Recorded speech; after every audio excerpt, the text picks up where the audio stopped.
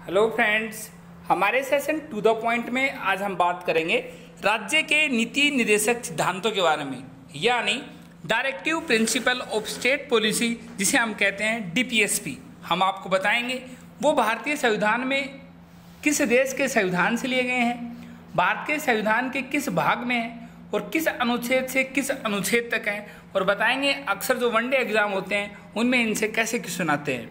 हम आपको बता दें राज्य के नीति निर्देशक सिद्धांत, जिन्हें हम डीपीएसपी कहते हैं यानी directive principles of state policy कहते हैं, की अवधारणा का स्रोत स्पेनिश संविधान है, जहाँ से ये आयरिश संविधान में आया था। यानी डीपीएसपी का जो मेन स्रोत है वो स्पेनिश संविधान है और वहाँ से ये आयरिश यानी आयरलैंड के संविधान में आए और आयरलैंड के संविधान से लिए गए हैं भारत के संविधान में। एग्जामिनर आपसे पूछेगा डीपीएसपी भारत के संविधान में कहाँ से लिए गए हैं, आपका आंसर होगा आयरलैंड से।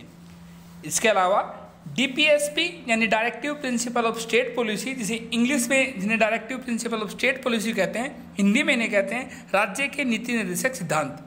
डीपीएसपी की अवधारणा आयरिश संविधान के अनुच्छेद 45 से आई है। ये एग्जामिनर नहीं पूछेगा कि वो किस अवधारणा किस आयरिश की किस संविधान के किस अनुच्छेद से आई है, आपको सिर्फ इतना पता होना चाहिए कि डीपीएसपी यानी directive principle of state policy Bharat के संविधान में आयरलैंड से लिए गए हैं यानी आयरिश से लिए गए हैं।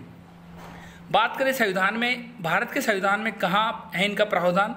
भारत के संविधान के भाग 4 अनुच्छेद 36 से 51 तक है राज्य के नीति निर्देशक सिद्धांत यानी डीपीएसपी शामिल है। एग्जामिनर आपसे पूछेगा भारत के संविधान के किस भाग में डीपीएसपी, आपका आंसर होगा भाग 4।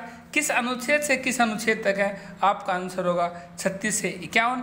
हमारे आज के सेशन में इतना ही। हम बताएंगे आपको बहुत जल्दी क्या क्या है 36 से 51, क्या प्रावधान है डीपीएसपी में। लेकिन अब इतना ही मालूम रखिए कि डीपीएसपी आयरलैंड से लिए गए हैं, भारत के संविधान भाग 4 में है और अनुच्छेद 36 से 51 तक है डीपीएसपी।